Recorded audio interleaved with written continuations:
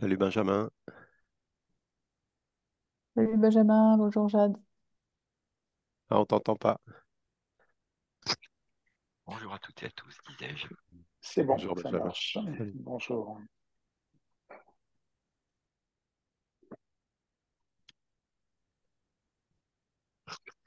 Ok, bon, tranquillement, on arrive aux 5 minutes classiques pour laisser tout le monde arriver. Donc, je vais commencer l'introduction. Donc, c'est le groupe. Attendez, je ne sais même plus comment il s'appelle. Je suis désolé. Ça Pression. s'appelle pression et impact. Merci. Pression et impact. Donc, le groupe qu'on gère avec Jonathan. Euh, Et dans le cadre de ce groupe, hein, on a pensé faire justement cette réunion centrée sur le Ah, ta plastique. connexion n'est pas très bonne, Marc, je crois. Mm. Ah bon? Ah, mais là, je peux pas faire grand-chose de plus, par contre. OK. Parce que Euh, ce qu'on peut faire peut-être, c'est couper les vidéos pour libérer de la bande passante, voir si ça marche mieux. On les juste Marc en vidéo. oui, bah, de toute façon, moi, Vas-y, je vais réessaye pas. Marc, voir si ça marche un peu mieux. Attends, bah, je peux couper ma vidéo aussi, hein, de toute façon. Parce que la limite, Ah, c'est on peut-être t'entend moi. pas. Non, ouais, ça passe pas du tout là. Ah, OK. On coupe aussi ta vidéo. Ouais, Bah, j'ai coupé la on vidéo, là. t'entend mal. Voilà, là, on t'entend, on commence à t'entendre. OK. Donc, bon, je vais recommencer. Donc, avec Jonathan, on gère ce groupe Pression et Impact. Et ce qu'on a pensé, c'est traiter le sujet plastique sous différents points. Et donc, je vais faire une toute petite introduction. Et après, je passerai la parole aux différents intervenants qui sont beaucoup plus compétents que moi pour traiter le sujet. Alors, attendez, je vais Donc, dans reprendre. l'intervalle, juste pour réexpliquer, donc dans chaque GR, on organise des ateliers. Et là, la version webinaire, c'est un peu c'est une version modifiée de l'atelier. L'idée de l'atelier, c'est d'avoir en fait des gens intéressés par le sujet du GR qui se réunissent pour dresser un état des lieux et des recommandations dans le cadre du GTMF. Là, on est en webinaire, c'est-à-dire que pour l'instant, comme les listes des personnes intéressées par chaque GR n'est pas forcément bien établie et tout le monde n'a pas eu l'occasion de manifester l'intérêt pour les différentes thématiques, on a choisi de faire des webinaires qui sont élargis à l'ensemble du GTMF. Et puis de toute façon, je pense que même plus tard, même si on a des groupes bien établis, il y a des sujets, bah, ça m'intéresserait d'aller voir, même si je ne compte pas participer au GR de jour en jour. Donc je pense que c'est toujours Oui, important de tout à transmettre fait. l'information. Oui, tout à fait. Donc, ok, ben je vais. Alors, je sais pas, on fait peut-être un tour de table avant de commencer vraiment. Qu'est-ce que vous en pensez? Si on n'est pas trop nombreux, on est combien là? 16. Oui, à 16, ça peut se faire. Allez. Ok, bah, je te laisse, parce que moi, vu que j'ai commencé à partager, j'ai plus la liste. Alors Joyce, Ouais, je te laisse, ouais, ouais, je te je peux laisse le faire, prendre ouais, le sans tour de problème. table. Ouais. Je vais commencer. Joyce Rapito, je suis chargé de projet animation au GTMF. Donc, je suis chargé de l'animation des groupes de réflexion, notamment, pour faire en sorte que justement on puisse organiser ce genre de réunion. Je vais prendre les noms dans l'ordre. François Elie. Oui, bonjour à tous. François Ly, je suis responsable du pôle connaissance à Olanga-Nyamba, à Mayotte. Et j'interviens sur le volet soins dorénavant avec le futur centre de soins. Ok, merci. François Galgani. Oui, bonjour à tous. François Galgani, Frémère. Je suis basé en Polynésie française et je travaille sur la pollution plastique et leurs impacts, pas forcément sur les tortues, depuis 92. Très bien, merci. Karim. Oui, donc Karim Chkiwa, le coordinateur du plan d'action tortue en Nouvelle-Calédonie. Je suis basé à Peney, au sein de l'Agence néo-calédonienne de la biodiversité. Jade? Bonjour à tous, moi je suis basée en Polynésie française aussi et je travaille à l'association Temana au témoignage, je suis responsable du centre de soins. Merci. Julie Pézin? Bonjour, je travaille à l'OFB, délégation Nouvelle-Calédonie, Wallis et Futuna. Voilà, en charge du suivi et de la gestion des projets en lien avec le milieu marin. Alexandre? Bonjour à tous, Alexandre Girard, donc chef de projet tortue marine à Patrinat au MNHN et responsable des évaluations dans le cadre des politiques environnementales françaises pour les tortues marines. Euh, Françoise, qui est groupe Tortue Marine. Ouais, bonjour. Je travaille donc à Patrinal, je suis chef de projet faune sauvage et donc je co-coordonne le groupe Tortue Marine France et l'Observatoire des tortues marines. Bien, on a Gaël ensuite. Bonjour, Wigel Darmon. Alors moi je suis à mon compte, je travaille sur différents sujets relatifs à la relation homme-environnement et en particulier sur les déchets et en particulier le lien tortue-déchets que je présenterai après. Très bien. Mélissa? Oui, bonjour à tous. Mélissa Pass. Moi, je suis vétérinaire praticienne donc en métropole française et je vous ai rejoint récemment dans le cadre d'un stage que j'effectue alors au CESTMED de base à Montpellier et plus particulièrement avec l'OTM après pour discuter de la problématique des autopsies et des dissections de tortues marines. Très bien, merci. Il nous reste Jonathan. Bonjour tout le monde. Alors moi j'ai deux casquettes. Là je suis co-animateur du JR Conscient Impact avec Marc Girondeau et j'ai fait ma thèse avec lui que j'ai fini en 2017 sur l'effet du changement du climat sur les embryons des tortues marines. Et ensuite j'ai enchaîné sur un postdoc à La Réunion plutôt sur l'écologie des mouvements des tortues kawan dans l'océan Indien avec le lien avec l'interaction avec les pêches. Bon, là je suis à mon compte, du coup je travaille en métropole et plutôt sur la Méditerranée. Très bien, merci. Et on a Benjamin Guichard. Oui, bonjour à toutes et à tous. Donc moi, je suis maintenant référent thématique mammifères marins à Patrinat, dans le même service que Françoise et Alexandre. Margot. Oui, bonjour. Je me présente, je suis stagiaire de Master 2 et je fais mon stage avec Alexandre Girard. Sur Très quoi? bien. Sur quoi, Oui. Margot? Oui, pardon. En fait, sur le calcul d'une valeur seuil de prise accidentelle des tortues marines et on va travailler sur les tortues marines, les tortues kawan de Méditerranée. Voilà. Très bien, merci. Il nous reste Mathieu Barré. Oui, bonjour tout le monde. Donc, je suis le responsable du centre de soins de Kélonia à La Réunion. Et on suit justement la quantité de plastique dans les tortues marines depuis 2007 maintenant. Voilà. Très bien, Entre merci. autres, Claire? bien sûr. Pardon, excuse-moi. Moi, Claire? bonjour. Oui. Bonjour, donc moi, Claire Jean, je suis chargée d'études scientifiques à Kelonia et je participe au programme effectivement d'études des plastiques ingérés par les tortues ou retrouvés en mer ou sur les plages.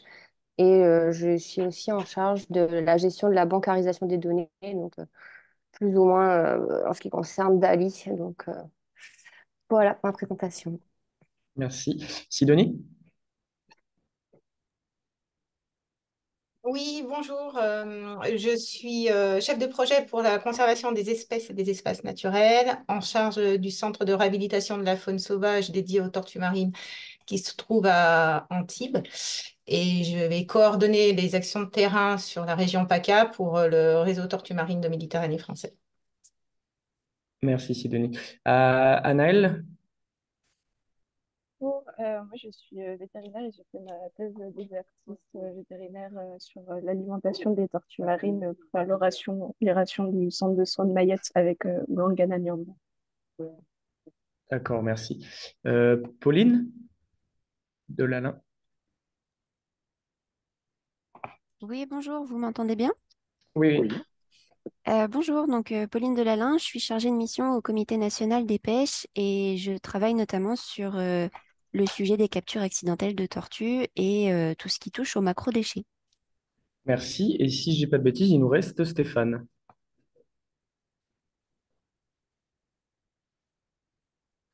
Stéphane, je ne sais pas si tu nous entends. Oui, Oui, c'est bon. bonjour, pardon, Super. excusez-moi. Il n'y a pas de mal. Donc, Stéphane Fissionne, directeur de Kélonia, l'Observatoire des tortues marines à La Réunion.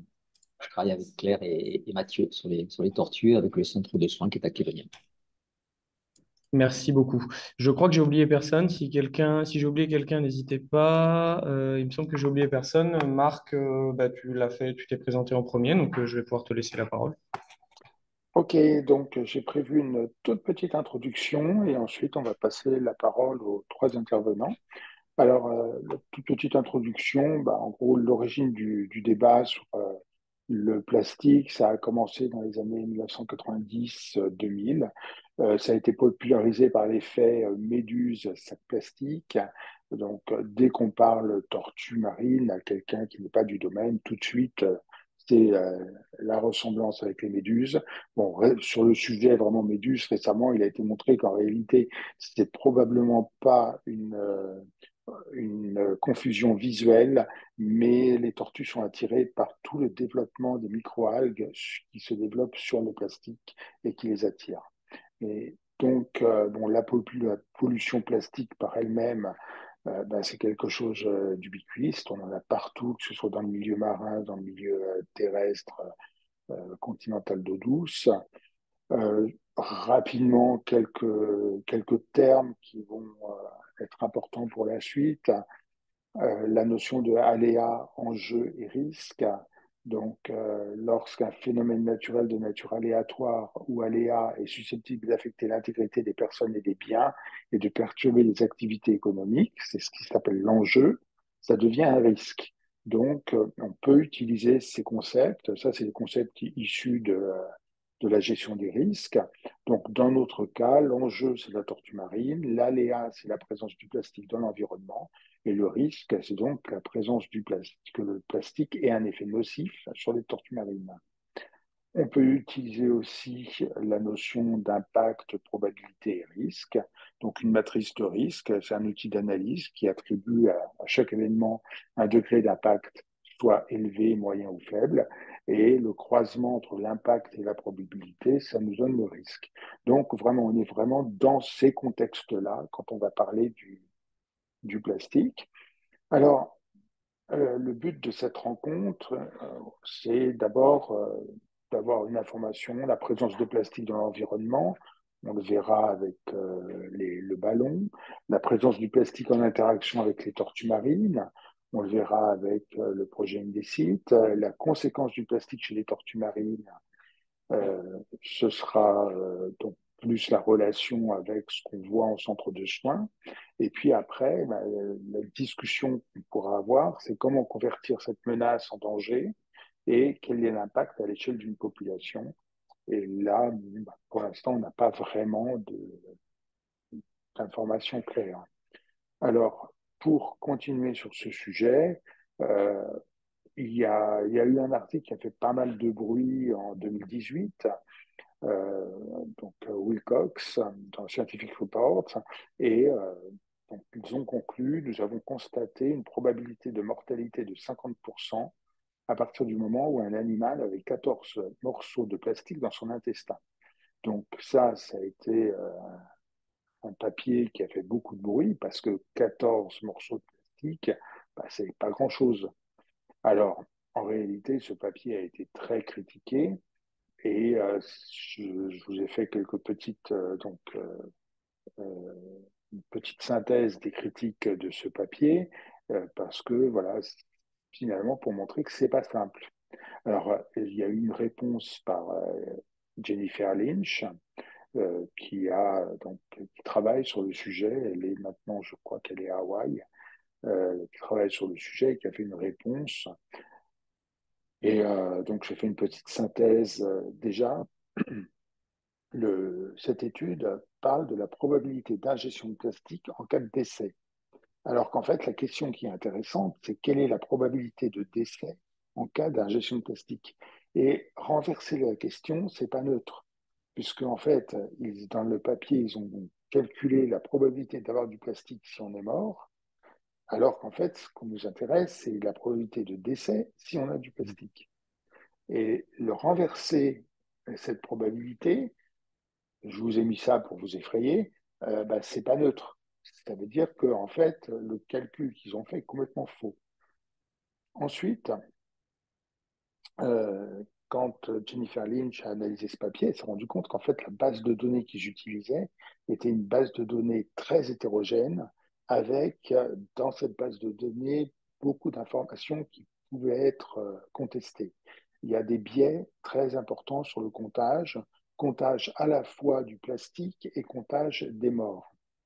Et donc, par exemple, dans ces tortues, des fois, ils trouvent des débris issus du fait que les tortues ont été capturées par des long lines, par exemple, des hameçons ou des lignes, et donc ils les comptent en débris, alors qu'en fait, la cause de la mort, c'est le fait qu'ils ont été capturés et qu'après, ils se sont noyés. Donc, utiliser ces données pour caractériser les débris, ça n'a pas vraiment de sens. Un autre problème qui a été noté, c'est qu'en fait, tous les types de plastique, tous les types de débris ont été comptés de la même façon, alors que les gros et les petits n'ont pas les mêmes conséquences. S'il y a des arêtes, ça n'a pas les mêmes conséquences que si c'est quelque chose de lisse. Et donc, compter le plastique, les morceaux de plastique sous une forme d'une catégorie, là encore, ça peut amener à des erreurs. Donc, finalement, ce papier qui semblait vraiment très intéressant, en réalité, on se rend compte qu'on ne peut pas faire grand-chose. Marc, on t'entend assez mal. Je ne sais pas si tu peux améliorer un peu la qualité de la connexion chez toi. Non, je ne peux pas. Mais j'ai terminé. Donc, je passe la parole. Je sais pas, T'entends pas. Joyce. Ah, Bon, ça a bien ok. marché. Ok, bon, ça a bien marché jusqu'à la dernière minute. Ok. Donc, je passe la parole. Joyce, parce que j'ai pu souvenir exactement l'ordre dans lequel on avait prévu les différents intervenants. Vous m'entendez là? Euh, ouais, là c'est bon, t'as récupéré Marc. Alors, si tu peux remettre ta diapo où tu avais dit tu avais mis le sommaire là d'aujourd'hui. Ouais, je peux.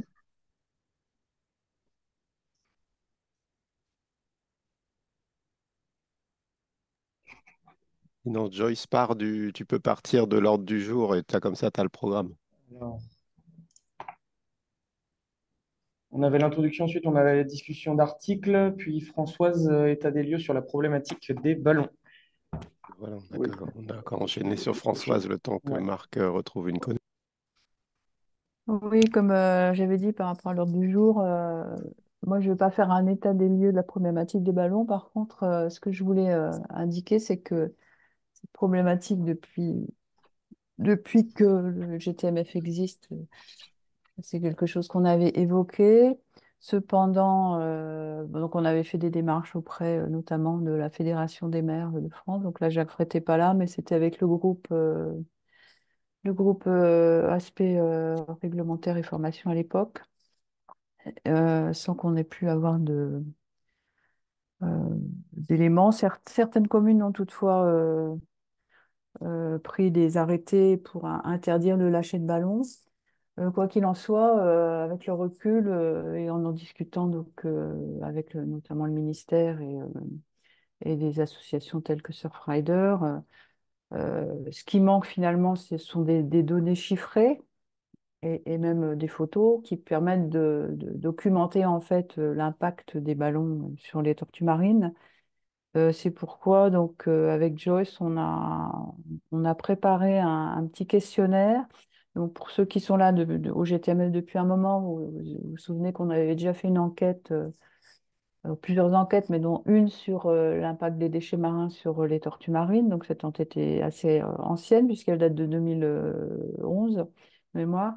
Et tous déchets confondus, on n'avait pas spécifiquement traité des ballons. Donc aujourd'hui, l'idée, c'est d'envoyer un questionnaire qui permettrait de collecter des données chiffrées et des données photographiques pour déjà collecter, faire une synthèse de ce qu'on a comme élément d'information sur le territoire français. Donc cette enquête, ce questionnaire, il est actuellement donc en cours comment dire, de discussion avec les deux groupes de réflexion qui sont concernés, à savoir le groupe de réflexion aspect juridique, hein, pour mémoire, donc qui est co-animé par Éric Delcroix et Jacques Frété, et le présent groupe de réflexion pression et menace, non, pression et impact, pardon. Et ensuite, donc, on le diffusera sur la liste du GTMF pour collecter, en faire la synthèse de ces éléments. Tout ça, donc, pour ensuite fournir ces éléments qui seront utiles dans le cadre des politiques environnementales, toutes les politiques environnementales qui sont, qui concernent les gestionnaires et en particulier le ministère de l'Environnement. Donc voilà, surveillez bientôt votre mail et en espérant que vous pourrez. C'est une enquête qui sera assez courte, hein, donc on espère avoir beaucoup de réactions à ce questionnaire. Merci. Oui, je me permets de rajouter un petit truc. Merci Françoise. Ce sera quelque chose d'assez court. Ça permet surtout de mettre en commun. Après, si vous avez énormément de photos, ça prendra forcément un petit peu plus de temps, mais on s'arrange pour que ce soit quelque chose de pratique et qu'on puisse facilement donner la photo et qu'on puisse facilement y accéder et la mettre en commun. Voilà. Merci Françoise. Gaëlle, je te laisse faire ta présentation. Oui, pardon. Faut que je partage. Petite seconde. Alors, attendez, pardon, je cherche. Mince, il n'est pas sorti. Il est là. Comment on fait? Le programme a démarré. Pardon, je cherche comment partager. Tac, En partager. attendant, je voulais peut-être juste préciser, vous m'entendez encore? Oui, le partage, c'est en bas, dans le menu en bas, tu as un truc vert, normalement, partager l'écran. Est-ce que ça fonctionne? Oui, oui, Merci. vas-y. Françoise, pardon, attends. Oui, oui, non, Françoise c'est parce que Véliac. je voulais simplement préciser par rapport donc, aux démarches en cours du côté ministère. Donc, les éléments d'information qu'on a actuellement sur les ballons, c'est que l'interdiction de mise sur le marché porte seulement sur les tiges pour les ballons. Donc, dans notre questionnaire, il y a aussi un élément sur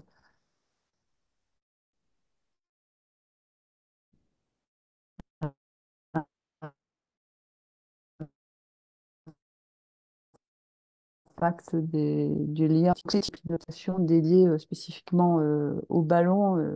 Donc, d'où aussi l'intérêt de notre enquête. Voilà, merci, pardon. Non, Gaëlle. merci. Bon, alors, je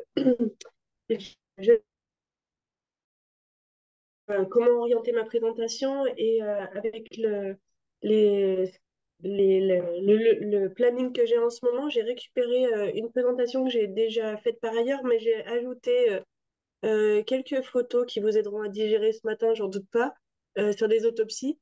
Et donc, c'est assez ouvert et je ne sais pas combien de temps j'ai non plus, donc je peux aller plus ou moins vite selon ce que vous me direz de faire. Donc, c'est les retours de résultats sur un des sites qui a été fait à l'échelle internationale, je vais y revenir, et plus particulièrement sur les travaux qu'on a fait plus localement en France, donc avec les personnes qui sont citées ici. Peut-être pas. Ben, laisser du temps quand même aux discussions, effectivement, synthétiser au maximum. D'accord, oui. Ouais, je suggérerais 15 minutes. D'accord. Bon, c'est juste, je vais faire très vite, mais donc dans l'idée, c'était un projet qui a été financé dans le cadre de la DCSMM et des conventions régionales, donc dans le but de développer des indicateurs liés à l'ingestion de déchets chez les tortues marines. Donc c'est la tortue Kawan.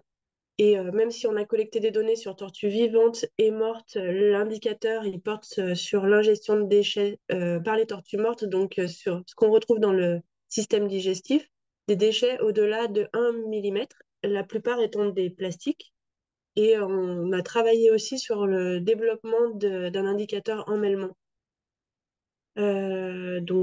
Voilà, juste pour dire qu'on a travaillé à l'échelle méditerranéenne et atlantique avec 8 pays. Et donc, on a travaillé sur un protocole commun qui a été diffusé par chaque pays, qui a été diffusé auprès d'une centaine d'institutions qui sont des centres de soins, des réseaux d'échouage, des labos vétérinaires ou des labos de recherche. Et donc, on est parti sur un protocole qui était celui du Fulmar et on l'a adapté pour les tortues marines avec les gens en faisant des allers-retours, des feedbacks, de discussions sur la faisabilité de collecter telle ou telle donnée. Donc, c'est un protocole qui est en ligne sur la page Internet Indicite et qui a été traduit en plusieurs langues. Je ne l'ai pas mise ici, mais on avait travaillé aussi sur une vidéo qui est en ligne aussi sur le site de l'EPHE, École pratique de hautes études. On avait fait un tutoriel de autopsie et collecte de données sur les déchets. Et il y a aussi une publication dans le cadre d'Indicite, une publication qui est traduite aussi sur voilà, plus précisément le protocole Indicite. Et donc, comme on peut voir, on ouvre la tortue, on dégage le système digestif et on le sépare en œsophage, estomac, intestin.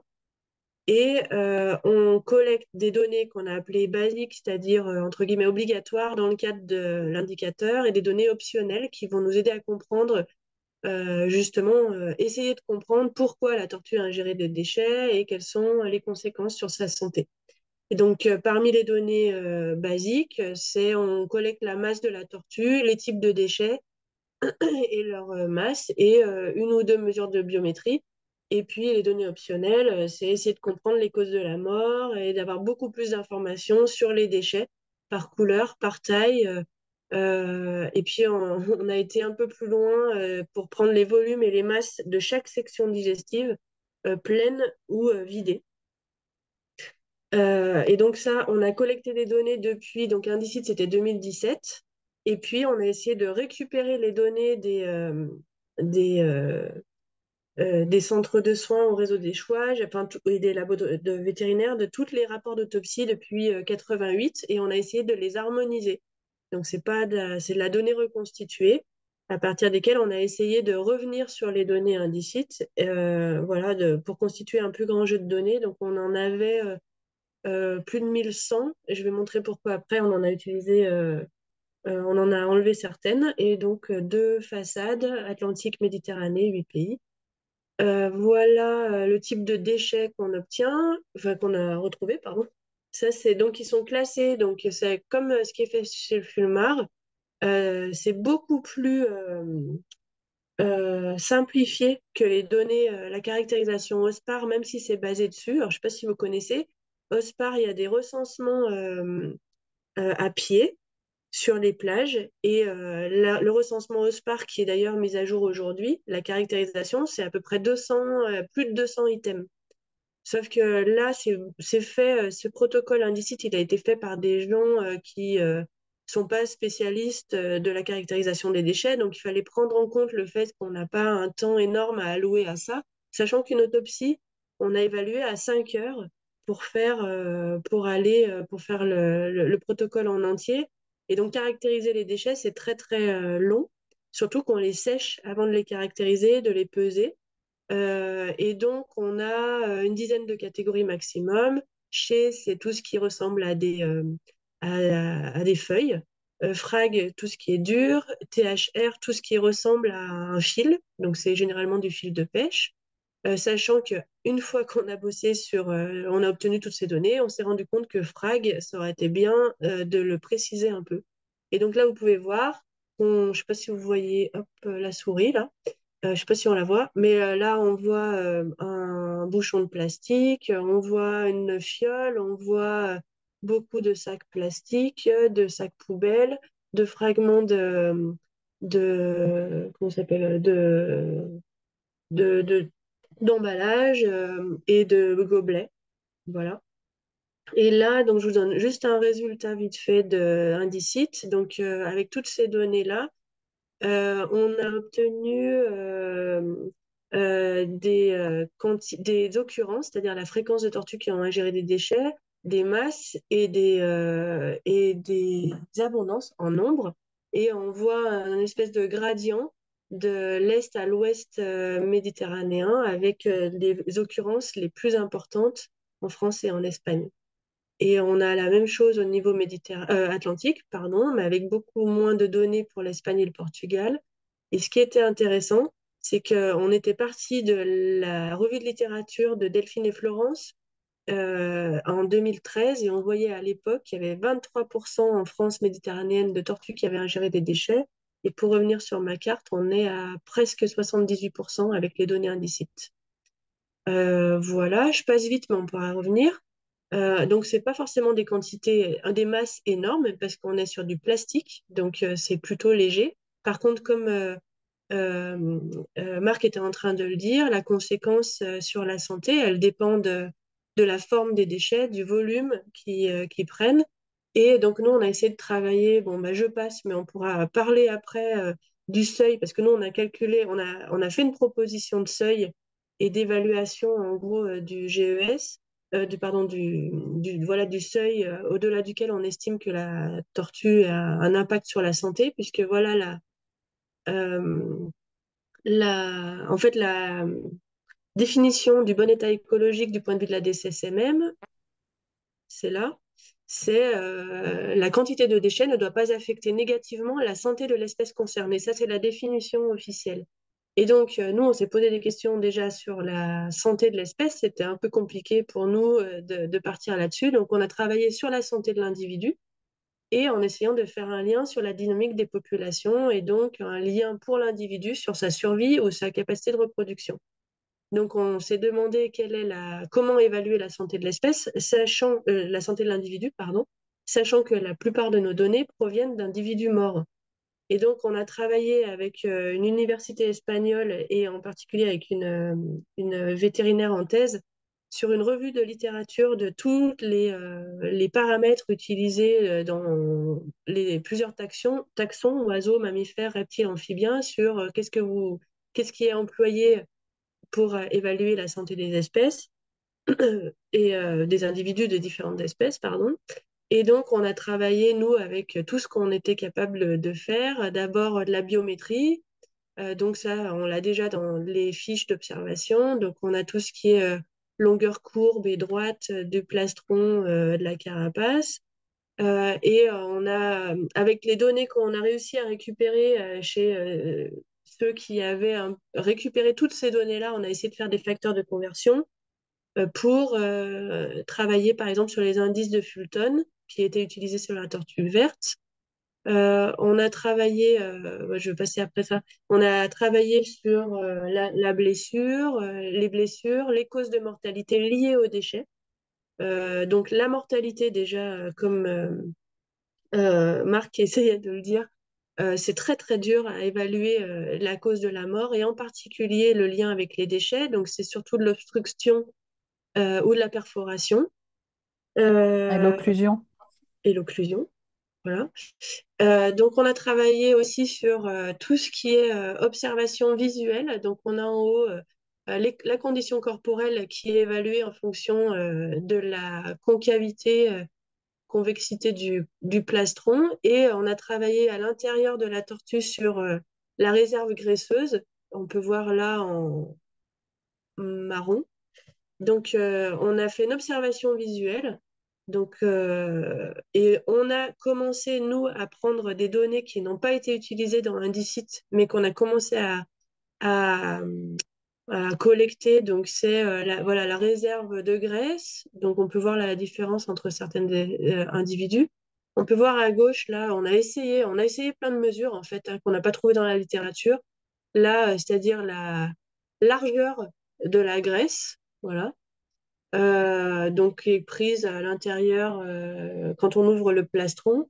On a récupéré plein de photos et d'organes du foie. Là, on a une ouverture du crâne pour voir l'état de l'encéphale. On a le cœur, on a la vessie. On a pris tout ce qu'on a pu. Ça, c'est juste pour dire, pour les réflexions futures. On n'a pas utilisé ça dans l'indicite, mais on a essayé de prendre des données, des informations, des organes et des photos de tout ce qu'on pouvait. Là, vous pouvez, donc je le fais très vite, hein, on a essayé on a collecté des données sur les gonades avec essayer de voir s'il y avait des œufs, ce qui était très rare, mais de voir si c'était des mâles et des femelles. Donc les causes de la mort, les parasites, la couleur de la carapace. Et puis dans Indicite, ce qu'on a fait, c'est on s'est demandé quelle était la proportion de déchets parmi ce qui était ingéré. Et donc, on a pris des informations, donc, comme je le disais tout à l'heure, sur le volume digestif et le volume des déchets ou la masse des déchets dans la masse par rapport à la masse de nourriture naturelle. À gauche, là, c'est une lutte, donc ça devrait pas être là, mais parce que le reste c'est de la kawan, mais c'est juste pour vous montrer que quand on ouvre, on peut voir les déchets comme ça. Et chez la lutte, d'ailleurs, l'impact sur la, enfin, la conséquence sur la mort a l'air, la quantité de déchets a l'air plus importante et les probabilités de mortalité ont l'air plus importantes. Et donc, on a travaillé aussi sur le lien tortue vivante, tortue morte, mais on avait très peu de données. On a travaillé sur l'entretien d'acteurs et effectivement, il y a l'air d'avoir des impacts sur la capacité de déplacement parce que ça fait des bulles d'air. Mais bon, ça, c'est très dur d'utiliser ce genre de données. Et donc, on a travaillé sur la croissance. Avant de vous montrer ce qu'on a retenu pour Indicide, je voulais juste vous montrer des photos. Là, c'est des impacts liés aux déchets de pêche. Là, c'est une tortue récupérée en Corse. Et bon, elle est carrément putréfiée, mais c'était le cas sur plusieurs individus, hein, mais là, on voit la ligne de pêche qui ressort carrément. Là, elle sort du cloaque, elle sort de la bouche. Et on peut voir ici, quand on ouvre la tortue, que le système digestif est carrément plissé. Et on peut voir que ça a dû faire mal. Voilà. Là, c'est des types de déchets. Ça, c'est des déchets récupérés à Akupulat. Donc, c'est des fesses, c'est récupéré dans le bassin. Donc, c'est des déchets excrétés. On peut voir là les biomédias, donc c'est les filtres utilisés dans les stations d'épuration. On a pu remonter ça. D'ailleurs, on a été interrogé par Surfrider là-dessus. On a pu remonter ça à des problèmes de stations d'épuration à Naples. On peut voir un bâton de sucette. Et là, on peut voir donc, je ne sais pas si on voit ma souris, mais à côté d'emballage de chocobon. Alors ça, On voit ta souris, c'est bon. on voit ma souris. Merci, on en voit très très souvent. Je ne sais pas pourquoi. Là-bas, on mange beaucoup de Kinder. Et là, on peut voir un ballon de baudruche. Donc là, c'est le ballon et là, c'est le fil. Et hop, je voulais. Ah oui, bon, alors, ballon de baudruche, je crois que j'y reviens après. Là, c'est une tortue à La Rochelle. Voilà, ça nous a choqués avec Florence. J'ai mis un peu de temps à m'en remettre. Une serviette hygiénique et un énorme ballon. Là, donc, toujours chocobon. Et voilà le fil du ballon de baudruche. Et le ballon lui-même, qu'on voit là aussi, et qu'on voit là. Et donc la question qu'on s'est posée, nous, c'est que, moi je ne l'ai pas dit avant, mais on a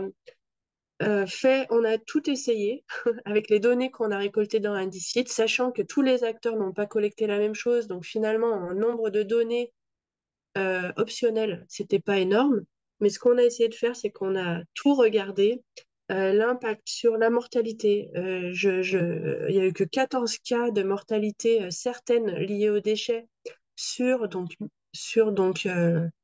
1000 en tout, mais on est à 800 depuis Indicite, je crois. Excusez-moi, j'ai pas les données en tête. Euh, mais donc, on a très peu de cas de mortalité certainement attribués aux déchets. Donc, c'est pas quelque chose qu'on a retenu, mais tout ce qui était en lien avec la santé, que ce soit les blessures, que ce soit l'indice de condition corporelle, que ce soit Fulton, le gras, etc., en lien avec voilà, les quantités de déchets, on trouve rien de significatif. Donc, on est parti sur d'autres scénarios pour proposer nos seuils. Par contre, on a une approche qui a été très critiquée, et ce que je comprends, hein, en termes scientifiques, on n'avait pas assez de données, mais c'était la proportion de déchets dans le système digestif en lien avec la nourriture naturelle, donc ce qui n'est pas des déchets.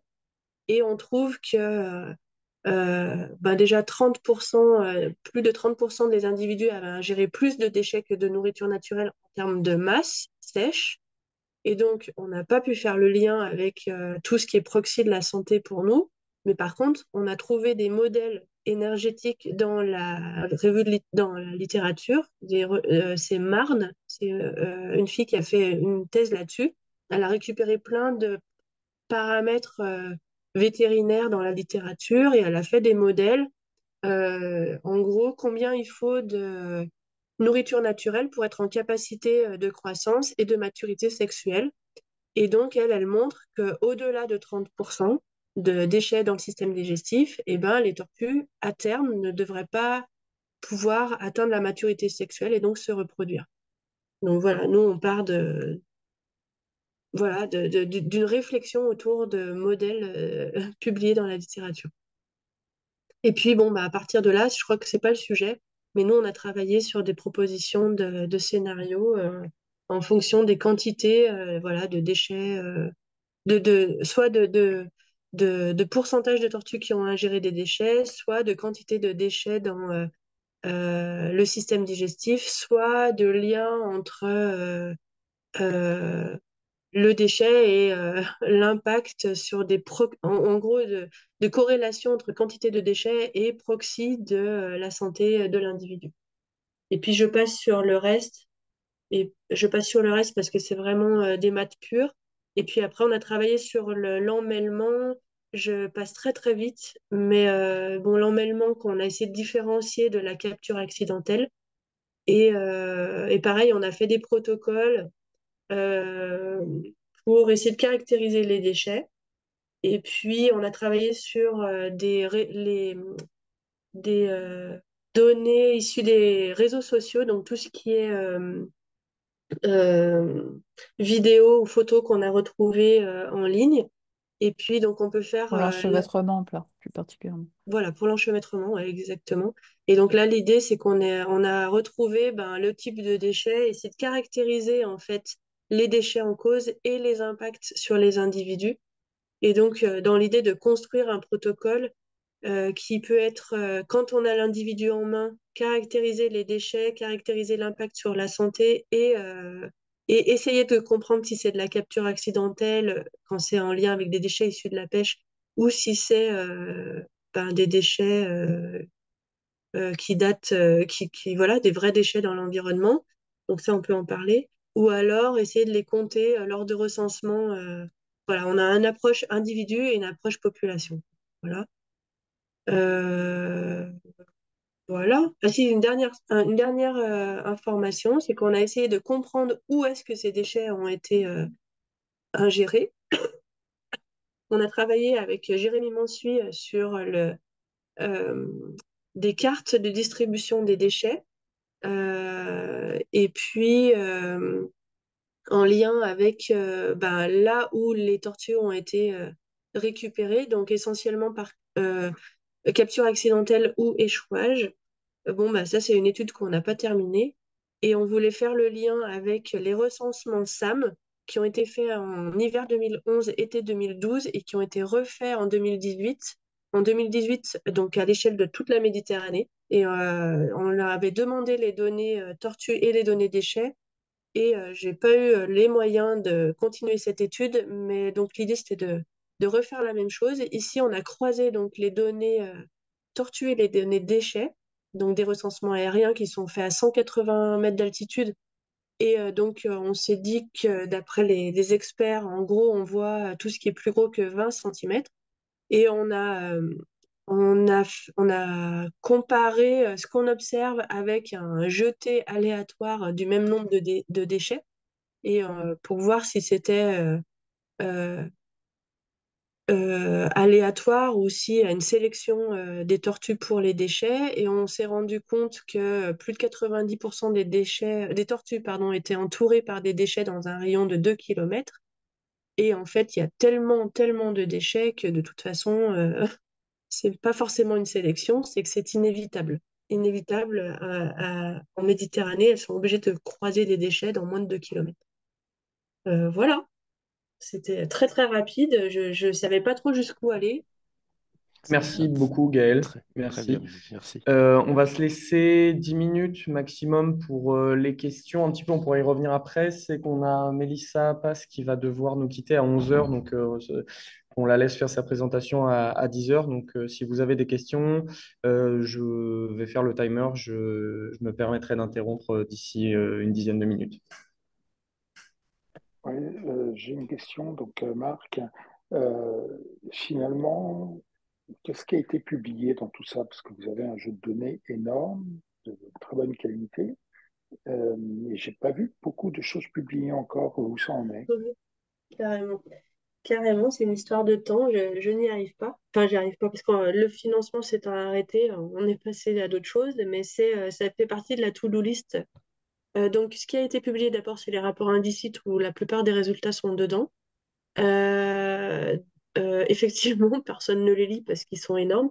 On a publié justement les modèles là où on essaye de comprendre le lien entre l'ingestion de déchets, c'est-à-dire la masse, l'abondance, la fréquence d'ingestion en fonction de tous les proxys. Voilà, ça c'est publié. La revue de littérature, elle n'est pas publiée. Et surtout, ce à quoi je tiens beaucoup, mais bon voilà, le temps passe, c'était nos propositions de seuil. Ça, c'est pas publié. Enfin, à part dans les rapports indicites, ça y est, quoi. Mm. Voilà. Et puis après, on a une tonne de perspectives, hein. Tout ce qui est, par exemple, France, on a beaucoup plus de données que Indicite, en fait. En France, on est de ceux qui avons poussé un peu plus sur les données optionnelles. Et par exemple, on voulait, avec Florence notamment, et tous ceux qui sont cités là en première diapo, faire le lien entre les deux façades et la comparaison tortue lutte, tortue Kawan et tortue vivante, tortue morte. Ça, c'est pas dans l'indicite, mais nous, on l'a poussé un peu plus. Et Moi, alors, j'ai j'avais aussi. juste Ah, une remarque. Vas-y, Marc. C'était par rapport aux données anciennes versus données plus récentes. À un moment, j'ai eu l'impression qu'il y avait une grosse différence, et puis sur la dernière carte, j'ai l'impression que c'est à peu près semblable. Finalement, quelle est la bonne réponse? Tu veux dire quoi, semblable? Parce que là, alors là, c'est là où tu vois, je suis allée un peu vite sur ma présentation et puis j'avoue qu'il faudrait que je vous donne les résultats plus précis. Mais ce qu'on a fait, tu veux dire semblable en termes de résultats ou de quantité de Oui, données? non, de résultats, c'est-à-dire les pourcentages que tu On montrais, bon, monte, en prenant en compte le N. non, le pourcentage augmente quand le pourcentage de tortues qui ont ingéré des déchets augmente. Alors, je te le dis de tête, là, mais on devait être à 60% en Méditerranée, quand on récupère toutes les informations et on monte à 70 quand on prend que les données. Alors, c'est pas que Indicite, pardon, c'est 2013. Parce que ce qu'on s'est dit, c'est qu'à partir de 2013, il y a eu le guideline de la DCSMM qui est sorti et à ce moment-là, ceux qui travaillaient sur les tortues ont commencé à faire un protocole déjà systématique et plus précis. Donc sur tout ce qui est données basiques, on s'est dit qu'on en avait plus de gens qui mettaient en œuvre le protocole à partir d'Indicite, mais par contre, la donnée était de qualité à partir de 2013. Alors qu'avant, on s'est dit que bon, on l'a utilisé pour les modèles, pour essayer de comprendre, mais on a beaucoup critiqué la donnée parce qu'on s'est dit, avant 2013, c'est quand on pensait que la tortue avait ingéré des déchets, qu'on regardait ce qu'il y avait dedans, mais l'autopsie en lien avec les déchets n'était pas systématique. Voilà. sais pas si c'est très clair. C'est François, je crois que tu avais des Oui, oui, questions. j'avais simplement par rapport à tout ce qu'on disait sur les indices d'état corporel ou d'état de santé, juste un point qui sera certainement discuté après, c'est que la difficulté qu'on a eue aussi, c'est que finalement on s'adresse là à un reptile migrateur, et donc est-ce qu'on mesure finalement un état de santé avec les indices de condition corporelle ou un état physiologique à un moment donné du développement ou du cycle biologique de la tortue? Voilà, moi j'ai trouvé que c'était pas vraiment évident de trouver une réponse avec une tortue marine qui, bah, à un moment, va peut-être moins manger. Euh, et c'est pas parce qu'on trouvera plus de déchets qui, par ailleurs, ont pu être là depuis un moment, qui n'ont pas été excrétés, par rapport donc, à ce qu'il y a comme aliment dans le tube digestif ou dans l'estomac, que ça veut dire qu'elle n'est pas en bonne santé, quoi. Donc voilà, il y a tout ça aussi qui n'est pas facile. Donc, je sais pas, je pense qu'on va en discuter peut-être à l'issue Je de la voudrais juste présentation. dire un truc à ce propos. Ouais. On a fait trois choses. On s'est dit déjà tout ce qui est. Moi, je voulais faire le lien avec la mortalité. On a vu que c'était pas simple et faire le lien avec la reproduction. Donc le truc, c'est que nous, en France, on a plutôt des données. Enfin, en France, ici, la Méditerranée, Atlantique, ici, là, on a plutôt des juvéniles. Donc on n'avait pas trop de lien avec le nombre d'œufs, etc. Et les partenaires ailleurs ne l'ont pas spécialement fait. Et oui, on a fait une étude pour laquelle on a les premiers résultats dans l'indicite et puis Claude et moi, on n'arrive pas à avoir des retours. C'est qu'on a fait le lien, on a demandé à faire le lien avec les toxines, l'écotox, quoi. Et donc, on avait envoyé Oui. du sang de tortues vivantes et puis différents organes en Italie. Et on a fait en gros un gradient entre l'ingestion de déchets et, différents paramètres liés voilà, à l'écotoxicologie. Voilà. Et on a travaillé notamment avec Sidonie là-dessus pour avoir des informations sur des tortues qui sont pas censées avoir ingéré des déchets, à savoir les tortues en aquarium. Et voilà. Et juste, excuse-moi sur ce que tu viens de dire, Françoise, on s'est quand même dit effectivement l'approche indicite qui était la quantité de déchets ingérés parmi la nourriture naturelle. Ça a été critiqué notamment par le fait que les tortues en période de reproduction, elles mangent moins. Mais on s'est dit, effectivement, il y a un temps de rétention des déchets dans le système digestif, mais normalement, si tu manges pas, tu manges rien, même pas des déchets. Voilà. Oui, mais s'ils sont là depuis un moment. Enfin bon, bref, il y a aussi la question de la température de l'environnement qui joue aussi sur l'appétit de la tortue. Bon, enfin, on va pas monopoliser l'attention sur ça. Gani. En fait, il y a aussi un problème, c'est qu'on n'a pas l'heure à laquelle la tortue a été décédée ou un truc comme ça. Et en fait, l'alimentation est très différente selon l'heure de la journée, la nuit et autres. Et donc, déjà, c'est un biais qui est très, très, très important, quoi. Mais de toute façon, même tout ce que tu retrouves dans le système digestif, de toute façon, ça s'accumule sur plusieurs jours, à minima. Sachant que les déchets en centre de soins, on en a vu au bout d'un mois. Et c'est vrai qu'on n'a pas le temps de rétention dans le système digestif. On ne sait pas trop entre la nourriture naturelle et le déchet, quoi. Mais je veux dire, de toute façon, le système digestif, c'est déjà quelque chose de... Tu retrouves de la nourriture de plusieurs jours déjà. Tu pourrais pas ramener à la journée. Oui, mais elle est de toute façon broyée. Il y a des enzymes digestives et autres, donc c'est même sur plusieurs jours, qu'il y ait des résidus de plusieurs jours avant. Je suis tout à fait d'accord, mais en termes de poids de nourriture ingérée, c'est quand même très différent selon la journée, selon le nombre de jours. Et donc, faire la moyenne de ça, c'est quand même assez complexe, quoi. Ok. Moi, j'ai éventuellement j'ai une question et un commentaire.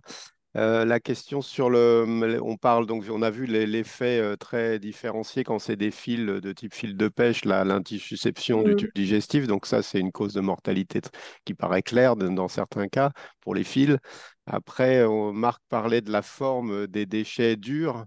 déchets plastiques durs et leur vulnérance, l'aspect coupant ou pointu qui doit avoir un effet. Et puis toi, je sais que tu parles aussi de l'effet des plastiques mous qui collent à la paroi.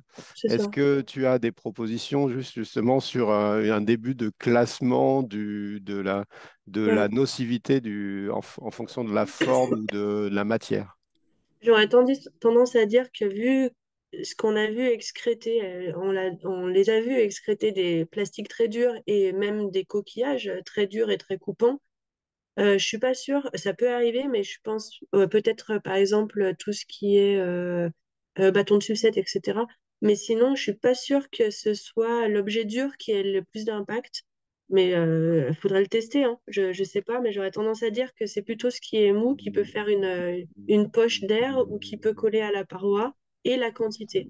La quantité qui va remplacer bah, la nourriture naturelle et peut-être voilà, c'est plus le volume et la mollesse. Il y avait un article de Louis Cox, bon, il a été discuté tout à l'heure sur les relations dose-réponse, mais il y a aussi un autre article sur les fulma où ont été classés justement les différents types de déchets selon leur impact. Et a priori, les déchets mous et surtout les ballons, évidemment, sont les plus à cause de leur plasticité et donc la possibilité de leur malléabilité et autres, ils ont beaucoup plus d'impact que tous les autres, quoi. Et par contre, je me souviens plus lesquels étaient les autres qui étaient les plus toxiques. Voilà. Et juste, je finis avec ça. Mais par exemple, ce que tu viens de dire là, Alexandre, sur le fil de pêche, Ouais. moi, par exemple, ça, j'ai pas marqué mortalité due au fil de pêche. Parce que pour moi, je sais pas si du coup elle est morte de ça, ou alors si ça a contraint son comportement et qu'elle est morte d'autre chose du coup. Et Bah, pour moi, ouais. Moi, je dirais qu'elle est morte de ça. Les voilà, mais, chats, mais ça, c'est encore une autre histoire à voir. les Ouais. chats qui mangent beaucoup de fils meurent de ça, en Ah tout cas. non, vraiment, ça c'est Voilà, Euh, mais bah, typiquement, t'as une pour moi, nécrose du tube ça l'est pas. digestif. Moi, C'est tout. alors, j'ai une suggestion ou un commentaire juste avant qu'on passe à autre chose. C'est que tu as parlé de croiser les zones à plastique et les zones à tortue pour voir la superposition présence plastique, présence tortue. Ça vaudrait le coup de regarder avec les travaux que fait Jonathan, parce que tu disais partir des survols aériens, mais il y a aussi des modèles de distribution notamment Jonathan en fait en Méditerranée, ça vaudrait le coup de croiser les résultats de ces modèles avec tes cartes de plastique. Bah, on peut en parler avec Jonathan. Jérémy s'est reconverti depuis et j'ai plein de cartes. Ok. Ah, Ce que je vous propose, c'est qu'on en rediscute peut-être un petit peu tout à l'heure. On va laisser Mélissa faire sa présentation si ça vous va. Il y a Claire quand même qui demandait la parole depuis un moment. Ah, bon, bah, alors dernière question et puis après on passe Oui, à la c'est juste. présentation de Mélissa. Merci, je fais très rapide. C'était juste pour compléter les infos là sur l'impact des déchets ingérés. Il y a effectivement le type, la forme, mais on avait fait une étude, Ludovic Waro avait publié sur les déchets ingérés par les tortues du centre de soins de Kélonia et avait mis en évidence qu'il y avait aussi la taille qui jouait sur l'impact et sur potentiellement la mortalité, sachant que nous, nos tortues ne meurent pas à cause des déchets ingérés, mais qu'en fait, les plastiques les plus grands, on les retrouve chez les tortues mortes alors que les déchets qui sont excrétés sont plus petits. Bon, il y a une question peut-être de fragmentation à l'intérieur du tube digestif ou pas, en fait. Peut-être qu'il y a des déchets qui restent parce qu'ils sont trop grands. Voilà. Et l'autre point que j'avais, c'était juste une remarque sur la couleur des déchets qui sont retrouvés en Méditerranée. Je vois qu'il n'y a pas beaucoup de couleurs par rapport à ce qu'on retrouve dans l'océan Indien, et notamment, j'ai pas trop vu de rouge ni de bleu. C'est tout ce que je voulais ajouter. Merci. Merci Claire. S'il n'y a Sur, plus d'autres remarques, ouais, rapidement. sur la fragmentation, ça dépend beaucoup du polymère. Et ça, bah, il y aurait tout un travail à faire sur les différents types de polymères en fonction des déchets. Parce que certains polymères vont être fragmentés, d'autres pas. Ok. Mélissa, je te laisse prendre la parole et je te laisse partager l'écran si tu as quelque chose. Oui, pas de souci, j'ai juste un support pour Parfait. et un petit peu. Alors, je le sors. La parole est à toi. Partager.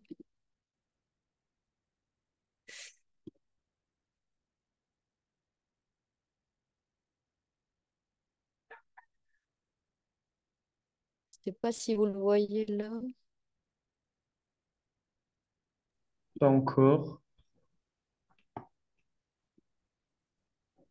Voilà, c'est bon. C'est bon? On a le partage de ton écran, oui. Ok.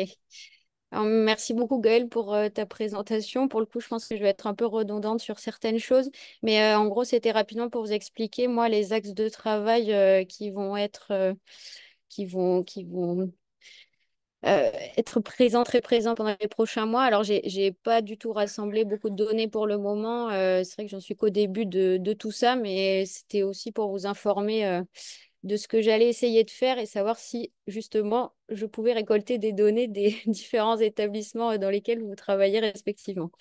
Donc en gros, je passe vite, c'était vraiment pour s'appuyer dessus. Mais en gros, je fais cette étude dans le cadre d'un stage. Donc je fais cette année pour un diplôme inter-école sur la santé de la faune sauvage non captive. Et en gros, je me suis rendue au CESMED au Grau-du-Roi et au fur et à mesure de l'évolution de ce partenariat, j'ai pu rencontrer donc les acteurs de l'OTM et de Patrinat.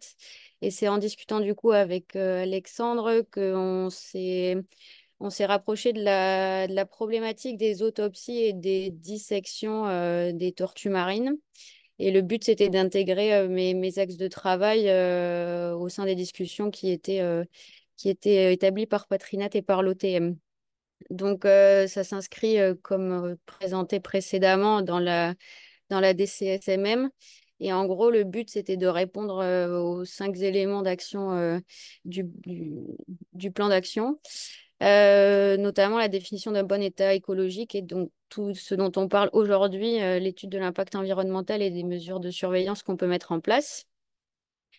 Et en discutant du coup avec Alexandre, comme dit précédemment, le but c'était de trouver en gros le rôle que pouvaient avoir les vétérinaires praticiens dans ce type de réseau et quel pouvait être l'apport d'un vétérinaire praticien dans ce contexte-là. Et du coup, on a ciblé un peu les axes qui semblaient intéressants pour le travail du vétérinaire praticien et notamment travailler sur la diversité biologique et les contaminants, l'aspect sanitaire et les déchets marins. Donc en gros, on a établi le fait qu'on allait pouvoir se concentrer sur tout ce qui était dissection et autopsie des tortues marines en France. Donc en gros, il y a déjà plein de choses qui sont faites de ce que j'ai compris. Donc moi, je suis nouvelle dans le milieu, donc je répète un petit peu ce qu'a dit Gaëlle tout à l'heure, mais le but de ce stage, c'est de se concentrer, donc pas sur tout ce qui est déchets plastiques à proprement parler, mais sur l'aspect vraiment lésionnel, organique. Donc, quand vous faites des mesures, notamment par exemple des organes annexes type foie, cœur, etc., le but de mon travail, ce serait de synthétiser toutes ces données prises par les différents acteurs et d'essayer d'en extrapoler des grilles en fait lésionnelles pour qu'il y ait un backup pour les gens qui dissèquent ou qui autopsient les animaux. Donc, effectivement, il y a déjà beaucoup de données qualitatives et quantitatives qui sont décrites. Donc, je reprends les données du protocole indicite. Mais il n'y a pas de réels objectifs globaux lésionnels qui sont systématisés en France pour le moment. Il y a beaucoup effectivement, de films tutoriels sur les autopsies, que ce soit en Europe ou même outre-Atlantique. J'ai vu pas mal de choses. Mais le but, c'est d'essayer de faire quelque chose sur le réseau français, donc sur l'autopsie en général et sur la récolte des données lésionnelles associées à ces autopsies, pour justement s'affranchir des biais d'observateurs, d'échantillonnage et d'interprétation des informations. Donc je crois qu'en discutant encore une fois avec le réseau Patrinat, c'est ce qui leur sortait le plus, c'est comment éviter en gros les biais d'interprétation des lésions. Alors ça, j'ai pas encore trouvé la solution, mais le but, c'est d'y travailler, notamment en faisant des fiches explicatives et factuelles et visuelles de ce genre de choses. Donc, ma première partie d'axe de travail, ça va être recenser les diverses pratiques d'autopsie et de dissection qui sont faites, qui, quoi, où, comment, quand. Et après, réaliser les protocoles systématisés d'autopsie. Donc, pour le moment, je n'ai pas trouvé de protocole vraiment enfin, en interne qui est établi pour tout le monde. Je sais, enfin, ça, je vous laisse me dire, mais je ne sais pas si c'est chaque réseau qui a son protocole ou si tout est mis en commun sur ce genre de choses. Mais là, le but, c'est juste de récolter les informations pour moi, pour après pouvoir sortir des fiches lésionnelles. Et du coup, moi, c'est ce que je vous disais, réaliser les fiches qualitatives d'observation et de description, d'abord des processus physiologiques et après des référentiels lésionnels. Donc là, c'est là que je vais vous demander une participation, si possible, active, et je me permettrai de revenir vers vous pour tout ça. Donc en gros, c'est arriver à avoir les données de vos pratiques diverses et variées et savoir quelles sont vos limites de terrain selon les conditions dans lesquelles vous travaillez et quelles sont les données que vous avez, alors soit en interne, soit déjà partagées avec le réseau. Donc effectivement, là, je sais qu'il y a plein de choses qui sont déjà faites, notamment en prélèvement, mais encore une fois, j'ai pas trouvé grand-chose. Donc vous me direz si je me trompe, aucun problème. Mais sur la description purement lésionnelle organique. Et après, réaliser les protocoles systématisés, ça, j'aimerais bien y arriver, on va voir. Et du coup, j'ai repris les données des rapports d'OTM de 2021 pour voir, en gros, ce tableau, il me paraissait intéressant dans le sens où comprendre pourquoi il y avait des différentiels entre les tortues qui arrivaient et les tortues qui étaient autopsiées, savoir pourquoi les animaux n'étaient pas autopsiés, quelles étaient les raisons, les biais, etc. Alors, c'est expliqué dans le rapport, mais justement, avoir vos avis individuels sur les questions. Donc, ça, c'est pareil pour la Méditerranée. Et après, essayer de s'appuyer sur des protocoles déjà existants. Donc, la vidéo que j'ai citée précédemment, des données que j'ai trouvées outre-Atlantique aussi, pour faire ces protocoles d'autopsie. Et enfin, ce qui m'intéresse plus spécifiquement, c'est la partie pathologique. Alors, de la même manière, déjà faire une description macroscopique des lésions et vous permettre d'avoir un catalogue de ces lésions-là accessible facilement. Et après, je ne sais pas jusqu'à quel point que je peux pousser cette recherche-là, mais aussi, si c'est possible, avoir des données histologiques sur ces bilans lésionnels et travailler avec des vétérinaires spécialisés en anatomopathologie pour essayer d'aller jusqu'à des conclusions peut-être plus infimes sur des processus lésionnels qui sont peut-être connexes à la cause de la mort initiale, mais qui peuvent avoir un intérêt, notamment, comme disait Gaël, sur le statut reproducteur de l'animal, etc. Voir s'il y a des choses qu'on peut extrapoler en plus des cadavres que vous avez sous la main. Voilà, ça c'est la même chose, mais c'était dans tous les cas juste pour me baser dessus. Donc voilà, j'en suis vraiment au début de cette réflexion-là. In fine, pour en avoir discuté, le but ce serait d'arriver à mettre en place un logiciel qui met en commun toutes ces lésions et qui peut potentiellement être relu par des spécialistes en anapath ou des vétérinaires de terrain qui font beaucoup d'autopsies, à voir jusqu'à où on va dans ces recherches-là. Mais voilà, le but, c'était d'extrapoler les données que vous pouvez avoir sur les cadavres, en plus de tout ce qui est causalité, enfin, cause de mortalité liée aux déchets et aux contaminants plastiques plus spécifiquement. Merci beaucoup, Mélissa. Merci, Mélissa.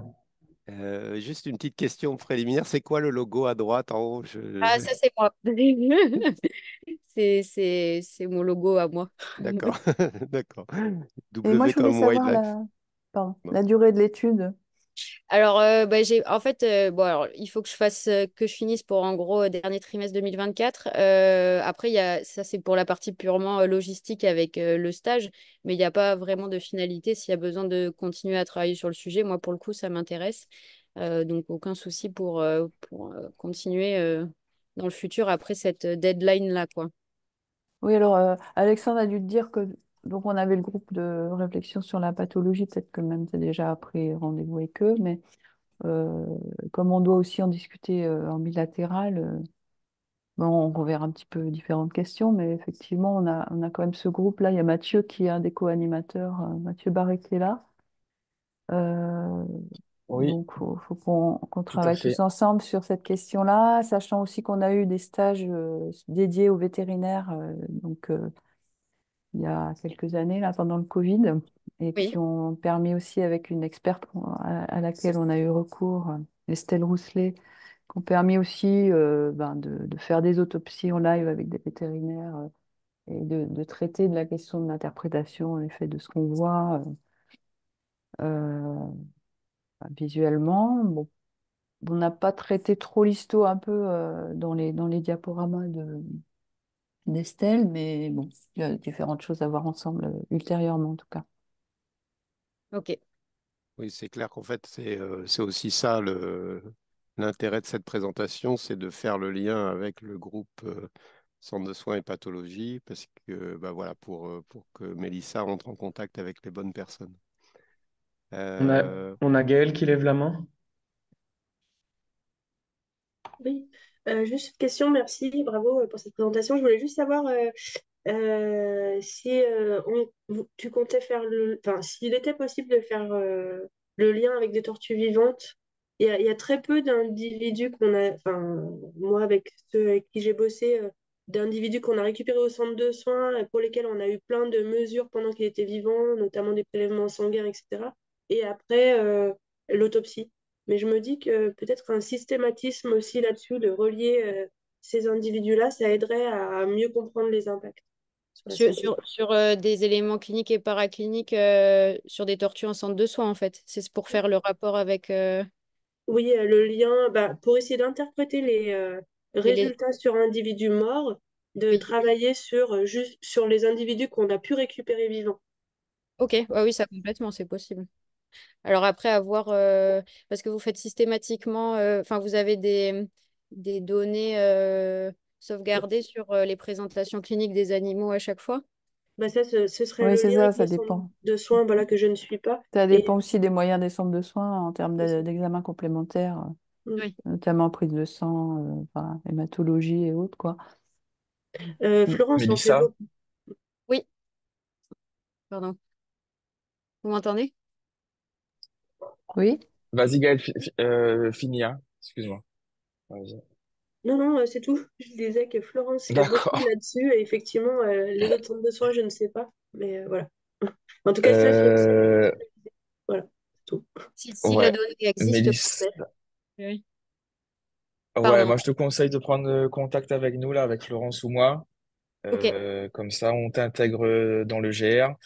Et puis, comme disait Gaël, bah, de toute façon, Florence travaille beaucoup là-dessus. Je pense que Sidonie aussi a une base de données bah, bien dense. À Kelonia, c'est la même chose. Et puis, Nous, on a pas mal de pour les projets aussi à nécropsies... Temana. Pardon, j'ai pas Ah, entendu. en Polynésie, à Temana, oui. Jeanne Et en disait Aussi, qu'elle oui, oui, avait des voilà. données. Donc, les données, voilà, donc chaque centre de soins, c'est vrai, fait en fonction aussi bah, de ses capacités. Bien sûr, oui. Mais ce qui est sûr, c'est qu'il y a énormément de données, toujours à valoriser. Gaël, tout à l'heure, parlait d'un problème de temps. Oui. C'est la même chose ici, hein. Voilà. Ouais. Gaël, d'ailleurs, j'ai un doute là. Tu fais partie du groupe pathologie et centre de soins? Non, j'en fais pas partie. Ok. Mais comme disait Marc au départ, après, sur des sujets précis, c'est possible Ouais. d'interagir et Il faut celui-ci avec absolument. Ouais, plaisir. voilà. Il faut qu'on interagisse plus alors Ouais, sur ces sujets-là. Ouais. Ok. ouais. Oui, ça Ça peut être marche. aussi des invitations si la personne ne veut pas vraiment, par manque de Oui, temps, voilà, bien être dans sûr, le des groupe de invitations réflexion. ponctuelles. Ouais. N'importe Ouais. quel groupe de réflexion peut inviter quelqu'un. Bien D'ailleurs, je me sûr. dis que Mélissa, par rapport à la prochaine réunion qu'on a là du groupe de réflexion centre de soins et enfin pathologie et centre de soins, on peut peut-être en fin de réunion dédier un moment à discuter avec Mélissa. Oui. Voilà. Bon, c'est une idée à voir plus tard. Merci beaucoup. Merci Mélissa. Est-ce qu'on a d'autres questions sur Moi, la présentation de Mélissa? Ouais. j'ai une question. Alors, en fait, moi, je vois ces sujets depuis une perspective évaluation et c'est ce qui m'intéresse, en fait, c'est donc la description objective de la lésion, le référentiel, donc avoir un référentiel de lésions pour avoir une façon de les classer, pour rester le plus objectif possible et distinguer donc l'observation de l'interprétation de la lésion en termes de potentielle cause de morbidité, de mortalité. Et Françoise, parce que toi tu connais bien ces bases de données de patho, notamment en lien avec les parcs zoologiques, etc., il y a des référentiels de lésionnels, c'est ça? Des référentiels, oui. Il y a effectivement un logiciel qui est beaucoup utilisé au parc zoologique, dont j'avais d'ailleurs recommandé au centre de soins d'avoir enfin, d'utiliser ce logiciel ou de l'acheter. C'est easy. Mais de façon à avoir justement la même façon de collecter la donnée et pouvoir faire des extractions de données et des interprétations, donc des analyses de données euh, en fonction de ce qu'on cherche, quoi, ouais. Donc, aujourd'hui, je sais qu'à La Rochelle, il faudrait faire peut-être à nouveau une mise à jour sur l'ensemble des centres de soins du GTMF, mais La Rochelle avait sa propre base de données. Enfin, souvent, quand c'est des centres de soins assez anciens, ils ont leur propre base de données. Et puis, ça a un coût aussi hein, d'acheter ce logiciel, mais c'est quelque chose, je trouve qu'au sein du groupe de réflexion pathologie et centres de soins, ça peut être l'occasion, là, le stage de Mélissa, d'en reparler parce que je trouve que ça vaut vraiment la peine d'essayer d'harmoniser au maximum nos bases de données sur un modèle existant tel que Isis, qui a tellement des dizaines d'années d'existence que bon, il est clair que ça a vraiment un intérêt de ne pas réinventer la poudre, quoi. D'ailleurs, je pense qu'au Marineland, ils doivent l'utiliser aussi. Ça s'écrit comment, Isis? ISIS? Ouais. Et Ok. puis il y en avait d'autres, il faudrait que je retrouve, mais il y en avait d'autres qui étaient intéressantes aussi, que j'avais suggérées. Mais là, ça ne me revient pas comme ça, mais on peut en reparler avec le GR, pas tous les centres de soins. En tout cas, là, nous, ce qui t'intéresse, en tout cas, toi, Alexandre, c'est plus par rapport à l'impact des pressions anthropiques plutôt. Mais puisque, bon, en termes de conservation et de gestion de ce qu'on peut mettre en place comme mesure, ce serait ça. En fait, ce qui se passe, c'est que dans l'interprétation de la cause, il y a toute une partie donc d'interprétation et l'endroit où on peut standardiser, c'est pas l'interprétation, c'est la description lésionnelle. Donc voilà. Bon. Et Oui, j'aimerais oui, de bien toute façon. distinguer les deux étapes pour pouvoir ensuite avoir des choses comparables. Hmm. Puis le biais aussi, c'est par rapport à l'expérience et la formation du vétérinaire qui est ou pas spécialisé dans les tortues, d'où l'intérêt peut-être de renouveler régulièrement les formations vétérinaires au sein du GTMF, parce qu'au fil du temps, il y a des nouveaux vétérinaires qui intègrent le groupe et qui n'ont pas tout de suite l'œil, on va dire, qui est habitué à avoir des organes et des lésions chez les tortues marines, quoi. Donc, je pense que ça vaudra la peine avec le GR, pas tout centre de soins, peut-être de se reposer la question de réorganiser un stage. Il y a Sidonie qui demande la parole aussi. Oui, Sidonie, vas-y. Oui, c'était juste pour garder en tête, quand on essaye de trouver, enfin, de comprendre les raisons d'entrée de mortalité ou pourquoi les animaux rentrent en centre de soins. Nous, typiquement, quand on va avoir une collision avec un bateau et du coup, bah, en effet, la première chose qu'on voit, ça va être des fractures de la dossière ou de la tête, bref, et l'impact des hélices. Mais dans un deuxième temps, on voit qu'il y avait une gestion de déchets souple du coup, trouble de la flottabilité, un animal qui n'arrive pas à sonder, et du coup, ensuite, on a une collision. C'est juste toujours difficile de savoir. Alors, finalement, c'est la raison, c'est la collision, c'est la gestion de déchets. Enfin, voilà, je m'étais dit juste de garder ça en tête. Oui, mais justement, d'avoir les deux informations, ça permet aussi de prendre un peu comme un intervalle de confiance quand on fait une surestimation avec un principe de précaution en termes d'évaluation. On peut englober toutes les causes probables ou prendre que les causes avérées, tu vois, et puis on peut ensuite proposer des intervalles en termes d'évaluation de l'impact d'une menace. C'est pour ça que la description est importante plutôt que d'interpréter avec, essayer de faire un lien. De la lésion à la cause. Mm. Oui, et de savoir si nous, toutes nos collisions avec les bateaux concernent des individus qui ont ingéré des déchets ou pas. Ouais. Du coup, qui trouve de la flottabilité ou finalement, est-ce qu'un animal qui présente aucun trouble de la flottabilité peut quand même subir une collision? Voilà. À ce Ouais, là, niveau-là, peut-être. Ouais. Pardon, à Marc, ce- vas-y. oui, à ce niveau-là, nous, on a donc ce côté Mexique, on a montré que les individus qui rentraient en collision avec des bateaux avaient un taux de cadmium très important dans le corps. Or, le cadmium est un perturbateur neuronal. Donc, ça peut être soit de la flottabilité, comme tu le dis, mais ça peut être aussi des pathologies sensorielles. Mhm. Et du coup, vous préleviez systématiquement les tortues, c'était pour une étude? Tu parles à qui, Mélissa, là? À vous, Marc, sur le Ah, cadmium? oui, bah, c'est en fait c'est des plages d'Arribada, donc des plages où il y a quelques centaines de milliers de tortues qui viennent, et certaines arrivent et meurent sur la plage parce qu'elles ont été en collision avec des bateaux. Et donc, on fait des prélèvements sur les individus morts. Là, on prend tous les organes. Et par contre, sur les vivants, bien sûr, on prend que du sang. Oui, donc l'intérêt comparaison animaux vivants morts peut être vraiment intéressant sur ce genre de problématique. Oui. Et là, on avait quand même un échantillon statistique intéressant aussi. C'est pas forcément le cas, malheureusement. Il y a certains centres de soins qui vont avoir que quelques individus. Donc, Ouais.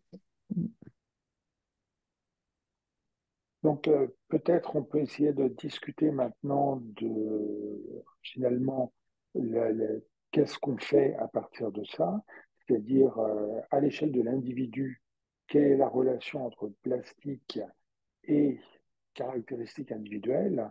Ben, donc Gaël a déjà un petit peu répondu que finalement, ben, on ne trouve pas grand-chose en termes de liens. Euh, donc en termes de pathologie, ben, pour l'instant, ben, bon, Mélissa, c'est un peu le début de ton étude, mais finalement, à l'échelle individuelle, l'impact du plastique, c'est à part des cas où effectivement par exemple, le film plastique que tu as montré. Alors, j'étais un peu étonné quand tu disais que vous ne le comptez pas comme mortalité liée au plastique. Parce que c'est... Oui, je ne sais pas. Euh, Moi, tu veux dire? Oui, bah oui. Eh ben, on Ouais, avait une grosse discussion à l'époque. Justement, j'avais interrogé des vétérinaires et tout ça. Et moi, je comptais plus souvent des mortalités liées au plastique, mais on s'était dit, attention, parce que par exemple, dans le cas de, là, alors, je sais pas comment ça s'appelle en termes vétérinaires, là, mais le système digestif tout plissé, là. intussusception. Voilà. Et ben, le truc, c'est que moi, je m'étais dit, peut-être que ça peut influencer le comportement. Et comme tu viens de le dire sur le cadmium, là, et donc après, il y a, je sais pas, un plus gros impact d'une collision, de la pêche ou d'autres choses, euh, ou de la capacité d'alimentation, etc. Mais c'est pas, oui, ça a influencé le comportement et la santé, mais par contre, c'est pas forcément une cause de mortalité directe. Et donc ça aussi, je pense qu'on peut s'interroger sur bah voilà, sur la conséquence directe ou indirecte des déchets sur la mortalité. La blessure, par exemple, ce qu'on avait essayé de faire, c'est qu'on a fait un degré de sévérité complètement subjectif, hein, en se disant, est-ce que ça va avoir une influence sur la capacité de comportement, d'avoir un comportement normal ou de survivre? Voilà, C'est pas complètement subjectif quand même, hein, parce que quand tu as, par exemple, un membre qui est enchevêtré avec des lésions telles que bah, l'animal il peut plus trop bouger, c'est pas vraiment subjectif quand même. Voilà, mais par exemple, tu peux avoir ben, une amputation. Bon, amputation, généralement, c'était dans le plus sévère. Mais tu peux avoir des anciennes marques où tu vois qu'il y a eu Ah oui, une grosse blessure. une cicatrisation. Voilà, mais il y a une cicatrisation. Donc là, ben voilà. Mais pour te dire que là, Mm. on avait fait un protocole d'attribution à une sévérité, mais qui était parti sur une discussion. Mm. Ouais, parce que là, en fait, le fait de ne pas classer cette tortue comme mortalité liée au plastique, entre guillemets, c'est un passé de précaution, mais à l'envers. Parce que, bon, parce que tu as raison, ça a pu déclencher autre chose, mais donc ça veut dire que finalement, même, Que c'est sous-estimé, ouais. Mm. ouais, Mm. Ouais, moi, je l'aurais mise, hein, mais on a eu des discussions. C'est vrai qu'il y a toujours plusieurs points de vue hein, qui doivent Mm. essayer À de. l'époque, il avait été décidé par les vétos, enfin par ceux qui n'avaient pas par les vétos, parce Moi, qu'en j'étais fait, pas là. bah, par les, mais avec toi aussi, mais on n'avait pas encore traité ce cas-là, hein, par exemple. Non. Mais Parce qu'en plus, il faut quand même signaler que cette ligne de pêche qui a été ingérée, il y a aussi les discussions préalables par rapport à est-ce un déchet ou est-ce que c'est juste c'est le ça. pêcheur qui a coupé la ligne au moment, pendant une pêche active? Et là, c'est pareil, il y avait deux avis. Ouais. Et il s'avère que ça, c'est une tortue autopsiée après indicite, donc elle n'est pas dedans. Mais, euh, mais bon, pour dire que finalement, comment on attribue, eh ben, il y a la grosse. C'est pas évident, en fait. Il y a l'impact il y a l'impact indirect et tu as l'impact direct. Ouais. Et c'est pour ça que c'est important en termes d'évaluation d'avoir l'information de départ sans l'interprétation, parce qu'on doit avoir la capacité d'intégrer tous les cas probables ou que les cas confirmés, mais d'avoir vraiment la possibilité de surestimer ou enfin, de borner en fait la zone où est la réalité. Mais Après, par contre, les protocoles qui ont été proposés au Marine Litter Technical Group, dans lequel tu es maintenant, Alexandre, à l'occasion d'un atelier à Berlin, là, on avait quand même déjà pas mal avancé sur la classification des lésions, mais bon, effectivement, on n'a pas l'atlas que produirait éventuellement Mélissa. Enfin, bon, il y a encore du travail, quoi, mais de toute façon, Ouais, c'est des protocoles qui vont évoluer au fur et à mesure des réflexions qu'on va tous avoir, et le plus elles seront coordonnées, le mieux ce sera. ouais. Et et le par contre, sujet. Ouais, pardon, vas-y, oui, Marc.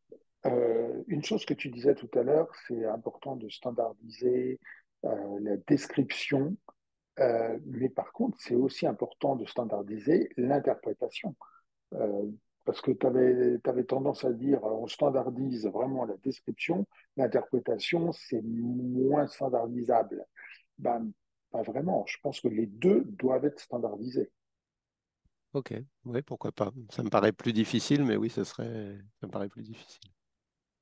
Ça, après, je sais que enfin, dans l'idée, sur des espèces un petit peu spécifiques, par exemple en médecine zoologique, quand on ne sait pas trop, on passe par des relectures par un seul vétérinaire ou un seul technicien spécialisé en anapath pour essayer d'uniformiser. Mais c'est vrai qu'à part ce système de centralisation et d'interprétation par un seul acteur, je ne sais pas trop comment l'interprétation, on peut la standardiser vraiment, quoi. Sauf des systèmes de relecture. Les systèmes Ben, de score ouais. peut-être, ou Oui, je ou sais pas. Hmm. d'échelle, oui. Après, en fait, on a le sujet, donc on en parlait un petit peu sur l'emmêlement et la pêche active. Il y a des moments où on voit une tortue qui a interagi avec un engin de pêche et on ne sait pas si c'est un déchet d'engin de pêche ou si c'est un engin de pêche qui a interagi en activité de pêche.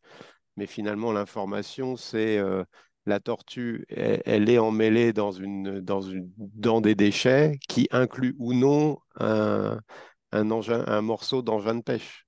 Mais il faut garder cette information, c'est-à-dire que on peut surestimer, enfin on peut ensuite interpréter en surestimant ou en sous-estimant, en disant que dès qu'il y a un engin de pêche, ben, on peut penser que cet engin de pêche était potentiellement actif ou enfin voilà, après l'interprétation de toute façon c'est une interprétation subjective et en fonction de la personne qui va voir la chose on va pas dire la même chose, donc c'est pour ça que la description me paraît plus importante que l'interprétation.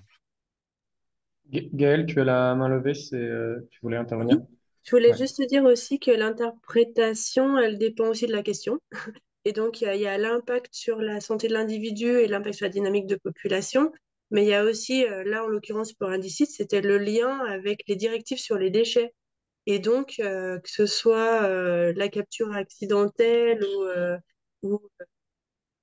ou un déchet lié à la pêche ou autre déchet, eh ben, en tout cas, ça oriente sur le type d'interaction des tortues avec les déchets et donc sur les mesures qu'on peut prendre face aux déchets. Ouais, ouais.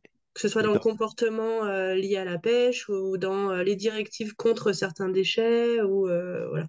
C'est ça, C'est mais ça. comme on a une base de données unique et des objectifs d'interprète d'évaluation qui sont variés, il faut ensuite qu'on puisse utiliser l'information pour les différents objectifs. Donc, c'est pour ça que la description est le point commun de ces différents objectifs. Oui, et puis c'est vrai que la difficulté, c'est l'histoire du seuil et de la définition de des CSMM sur la santé de l'espèce concernée. Oui, sachant C'est que un petit débat. ça peut changer en plus. Quand tu dis santé de l'espèce, tu parles à l'échelle population ou à l'échelle Non, des non, individus de l'espèce? ben justement, c'est la définition de la DCSMM et nous, on a, dans le Indicite, il y avait un comité consultatif avec des gens de la DCSMM et justement, on critiquait un peu cette définition qui dit en gros, le seuil, c'est le seuil de bon état écologique, c'est il est basé sur la quantité de déchets qui ne doit pas impacter la santé de l'espèce concernée. C'est la définition officielle. Et donc, C'est ça, justement, ouais. On avait réagi là-dessus parce que franchement, voilà, cette c'est compliqué. définition, elle est Et donc, on s'est dit, impossible. ben, on part de la santé de l'individu, on essaye de faire le lien avec la dynamique des populations, mais donc la survie et la repro, mais on n'a pas pu aller plus loin. Mhm. Donc, finalement, c'est un peu la conclusion à laquelle on arrive, c'est que déjà à l'échelle de l'individu, on a beaucoup de mal, et convertir ça à l'échelle de population, pour l'instant, on voit pas trop comment on pourrait faire, en fait. Oui, tout à fait, moi je suis d'accord avec toi. Et j'ai bien aimé, et donc du coup, j'ai pas trop bossé dessus depuis, mais les articles de Marne que j'ai cités ici, elle a fait une thèse là-dessus. Pardon, je Tu lui avais peux, proposé une. tu peux mettre dans le chat la référence? Ah oui, je vais la chercher. Et en fait, elle a fait des études, elle est veto, je crois, mais plutôt physio, et elle avait toute une base de données de paramètres vétérinaires qui sont cités dans les rapports indicites. Là, je les ai pas en tête, je vais essayer de chercher vite. Et, euh, elle était, elle avait besoin de données à l'époque. Donc ça, voilà, ce genre de partenariat, il peut être intéressant aussi. Voilà.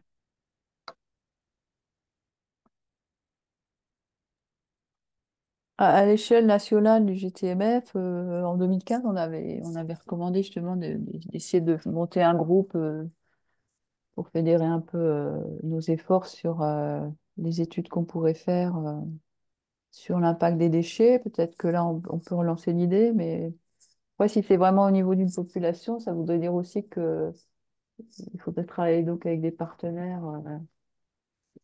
Pardon, j'ai mon micro qui est détaché. Des partenaires de la zone de distribution d'une RMU ou je sais pas. Alors que là, tu as peut-être plus d'idées là-dessus. Là, déjà, je suis en train de regarder tout ce qui a été produit par Indicite sur le site. Je n'avais jamais été voir. Il y a beaucoup de choses. À la limite, il y a trop de choses. C'est-à-dire que c'est un peu, on se dit, si je dois lire tout ça, je vais y passer très longtemps. Mais c'est clair qu'il faut aller justement jusqu'à la population. Les deux niveaux sont importants, mais il y a vraiment une réflexion à avoir. Et là, pour l'instant, j'ai pas de solution définitive sur Ouais. comment Parce passer que de même en l'individu à la population. Méditerranée, le fait est on a plusieurs populations. Enfin, donc, du coup, c'est pas évident, hein. Là, Marc, au début, tu parlais de en fait, la probabilité de la présence de plastique, sachant que l'individu est mort, à ne pas confondre avec la probabilité qu'un individu soit mort, sachant la présence de plastique. Qu'est-ce qu'on a, en fait, qu'est-ce qu'on pourrait faire pour vraiment évaluer cette probabilité dans le bon sens, c'est-à-dire probabilité de Ouais. mortalité sachant plastique. Alors Jennifer en parle. En gros, il faut faire de l'expérimental en bassin et, entre guillemets, tuer les tortues volontairement. Et Ah bah donc, oui, ça va pas être simple. non, c'est sûr, c'est sûr. Avec les données qu'on a sur le terrain, déjà, en comparant ce qu'on a en capture accidentelle et ce qu'on a en échouage mort, est-ce que ça donne de l'information ou pas? Bah, tu vois bien le problème. On ne sait pas dire si le plastique est la cause de la mort ou pas. Et donc, rien que ça, on est bloqué. D'où l'intérêt de le faire en expérimental, mais sauf que c'est pas raisonnable. Ou Donc, alors faut... on se restreint que à à l'occlusion. ouais.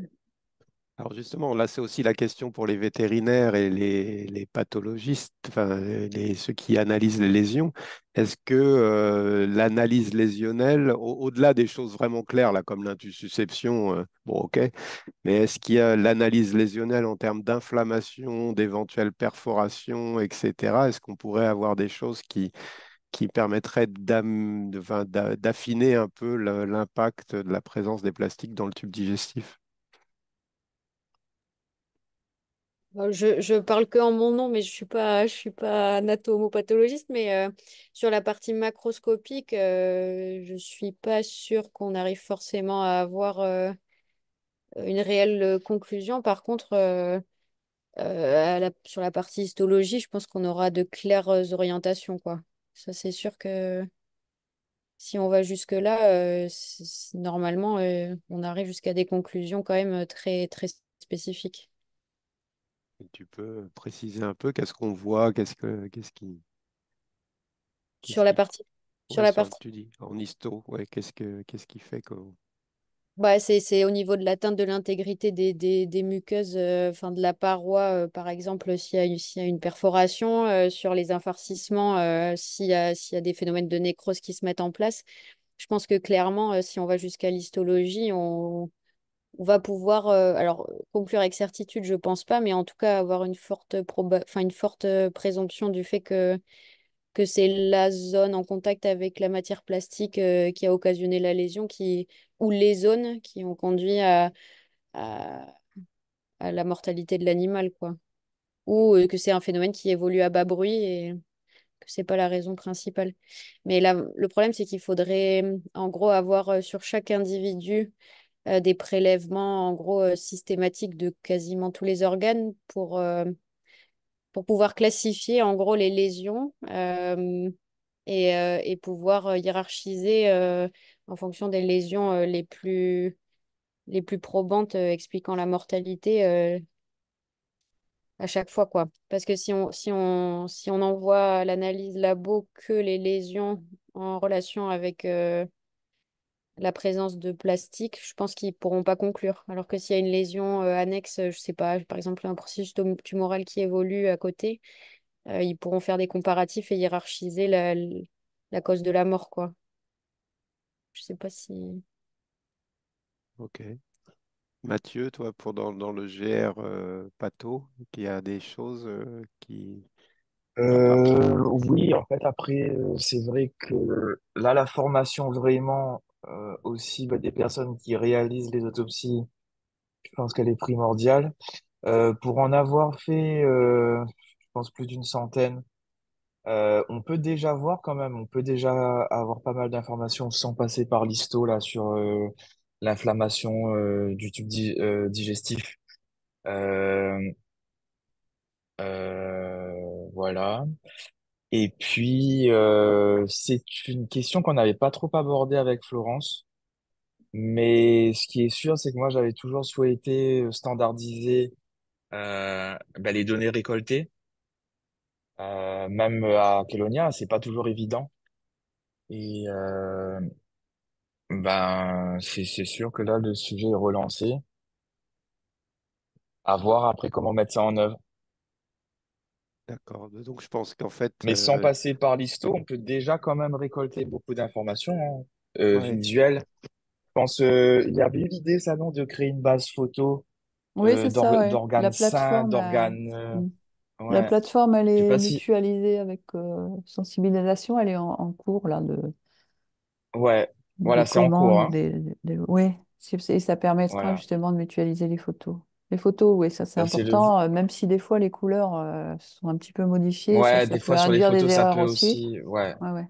Mais enfin, ouais, déjà, ça serait déjà j'avoue. pas mal. Et Il y a- puis, Ce serait une première base, hein. Ouais. dans un premier temps, je sais pas, moi, il me semble que l'intussusception, la perforation avec une péritonite et puis,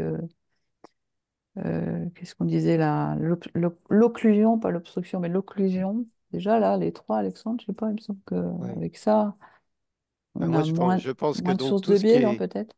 tout ce qui est là, le sujet dont on parle sur la lésion et donc l'attribution de la morbidité, de la mortalité au plastique via la lésion, c'est un sujet qui doit être enfin, qui doit être confié au GR Pathos et centre de soins. Et le côté populationnel et matrice là, du risque qui est la probabilité enfin, de présence et d'exposition là, que décrivait Marc, ça c'est plus du ressort du groupe pression et impact selon moi. Donc Oui, c'est ça, oui, bien faut se sûr. Mm. répartir la tâche.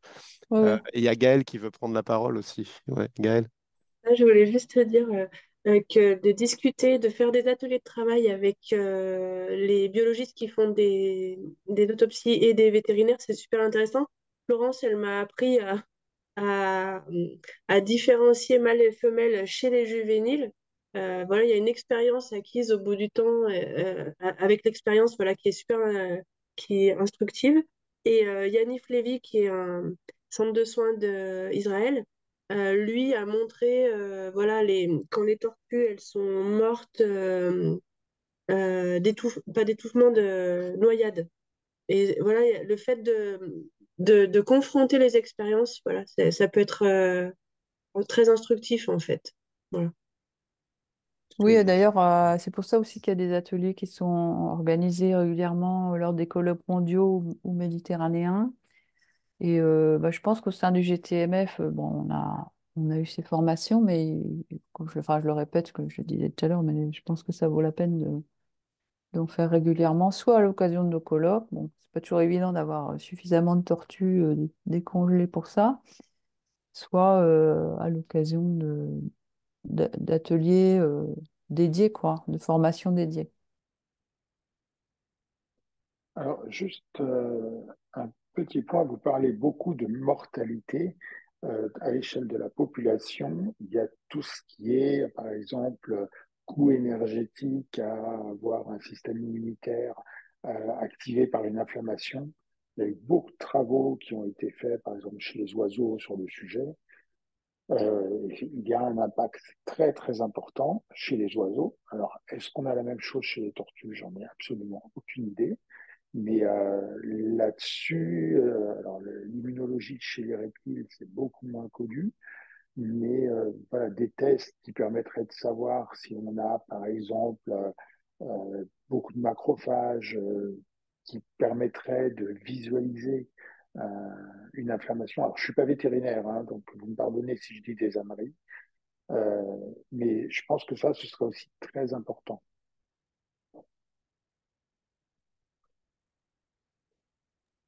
Après, voilà, c'est des questions de moyens par rapport au coût d'examens complémentaires.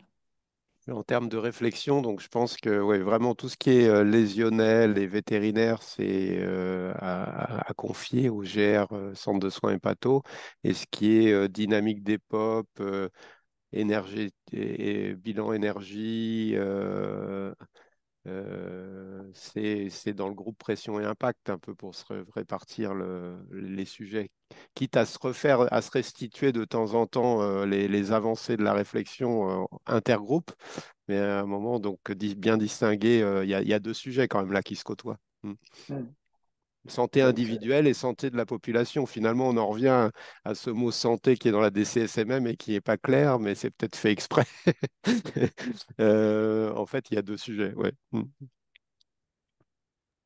Et puis après, dans la question de moyens, les moyens peuvent être aussi demandés dans le cadre de projets de recherche euh, en, Bah, il y a en des... sollicitant enfin, je sais pas, des fonds spécifiques pour ça. Mais c'est vrai que déjà, il faudrait constituer un groupe au sein du GTMF et avec d'autres partenaires et commencer sur cette dynamique-là de création d'un groupe avec une problématique commune et demander des moyens pour justement peut-être justement faire les examens complémentaires qui coûtent des sous, mais que tout le monde ait les moyens de les faire. Ouais, et bien définir lesquels, hein. Je vais me renseigner parce que je pense que vraiment ça peut être intéressant et au labo on en a fait énormément sur les oiseaux. Je vais regarder exactement ce qu'ils faisaient. Est-ce qu'il y a d'autres commentaires, interventions?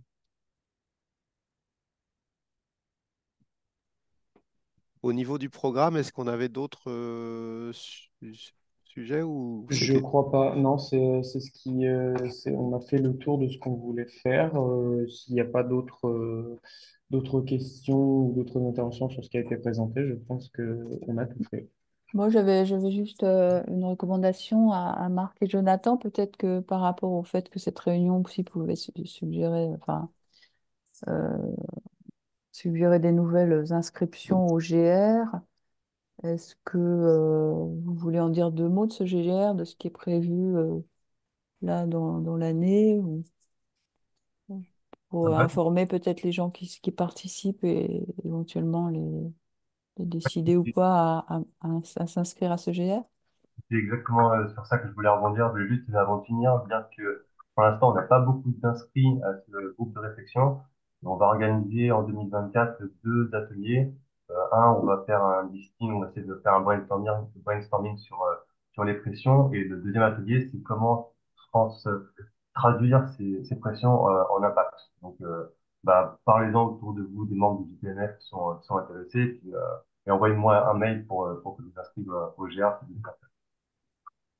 Donc, je rappelle que donc au départ, les personnes s'inscrivent d'abord au GTMF en nous écrivant, donc Alexandre, Joyce et moi, et puis ensuite ils écrivent aux animateurs de groupe de réflexion où ils nous demandent pour transmettre le message. Par exemple, là, je ne sais pas si Mélissa elle est au GTMF. Je ne sais pas, ici, peut-être il y a des personnes qui ne sont pas encore et qui peuvent aussi nous contacter. Voilà, ok. J'avais une petite question là. En fait, j'ai pas pu suivre les dernières minutes. Euh, J'étais en train de gérer quelque chose. Est-ce qu'il va y avoir un petit compte rendu là de ce qui s'est dit euh, sur ces 2 heures de webinaire là, et Alors notamment les recommandations? déjà on a enregistré et Ouais, écoute, ouais, ce serait une bonne idée qu'on fasse quelque chose de très synthétique qui donnerait synthétique. Ah déjà oui. qui donnerait envie d'aller regarder le truc complet. Mais écoute, on va essayer de s'y coller entre Jonathan, Alexandre, Joyce, moi. On passera aux animateurs qu'on n'ait pas déformé plutôt aux présentateurs qu'on n'ait pas déformé ce qu'ils ont dit. Mais ouais, c'est une bonne idée. Je ne garantis pas ça dans la semaine, mais c'est une bonne idée, ouais. Marc, tu as aussi, tu sais, la GED Alfresco, donc tu as un dossier GR pression et impact et on peut créer un sous-dossier dans lequel, par exemple, là, on a des références bibliographiques, on pourrait avoir, se faire un dossier avec les références, voilà, socle et le partager. Alors justement, c'est ça l'intérêt aussi de manifester l'intérêt pour le GR, c'est-à-dire que les gens qui seront listés dans la liste des membres de ce GR auront accès à ce dossier. Ok. Dans lequel on peut mettre aussi l'enregistrement. On mettra l'enregistrement, on mettra les références bibliographiques là qui sont dans le chat, on mettra le compte-rendu du webinaire atelier. Ouais. Ouais. Ouais. Ok. Bon, écoutez, je pense Bon, qu'on arrive au bout de nos 2 heures, ouais, merci, tranquillement. merci. Oui, tranquillement. Oui. Merci Merci à tout le monde. Oui, vas-y, Joris. Ouais, merci à tout le monde. J'ai pas grand-chose à ajouter, hein. Je pense que tout a été dit. Très bien. Alors, Bonne journée à tous. bonne Bonne journée à journée, tous. à la Au revoir. prochaine. Au Au revoir. revoir. Merci, au revoir. Bonne journée, Bonne merci beaucoup. journée, au revoir. Bonne journée, au Merci à revoir. Bonne tous. journée, au revoir.